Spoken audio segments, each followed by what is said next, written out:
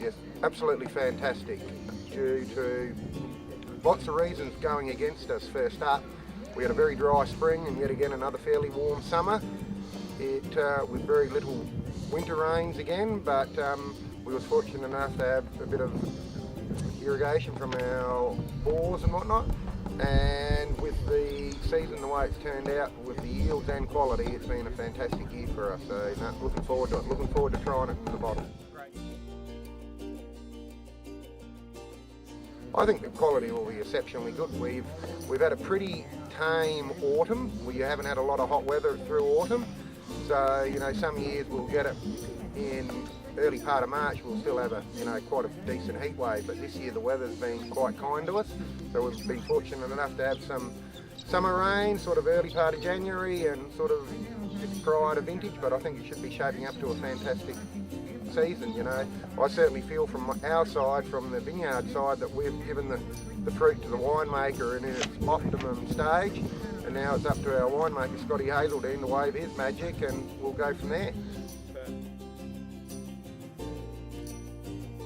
Too many.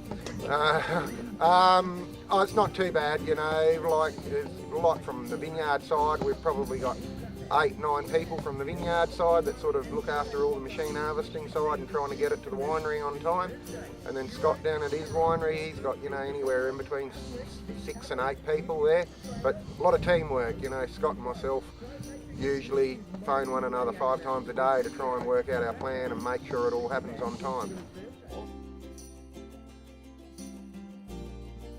I've got probably a fairly good one. We finished picking down at Ed's Cabernet Sauvignon, and I told the guys one day that we need 15 bins.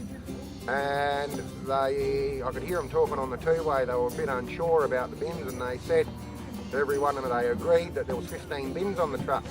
I pull up in the work ute and having a chat with them after they finished the block, and I said, you guys have only picked 14 bins. I told you to pick 15. And there was 3 grown adults at the back of the truck learning to count again. 1, 2, 3, 4, 5, and I drove off out the yard laughing. I knew there was 15 bins on there, but they didn't realise there was 15 bins on there. I think the biggest hurdle we've probably had to manage is water, is controlling our allocations, that we didn't use it all at once and we still had plenty to finish off at the end. I think it was a very important part. One thing we certainly need more of in the Barossa is more water, and thank Christ we've got the bill water here in the Barossa, because if we didn't have that, that would be a major challenge and to get over that.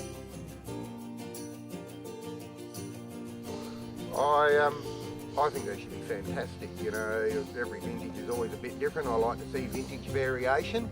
I think if we don't have a bit of variation through the years, we start to make like Coca-Cola then. But quality-wise, certainly has been up there this year. But like I said before, that I feel as though that we've done our part out in the vineyard, and now really looking forward to Scott playing around and doing what he does best. Playing around with different oaks and different styles of wine, and probably really looking forward to it. And probably 3 or 4 years time, once they're all in the bottle and had a bit of time to have a bit of settle down and being in the bottle, and hopefully drinking them on a lazy Sunday afternoon with a nice rumper steak or something like that would be good.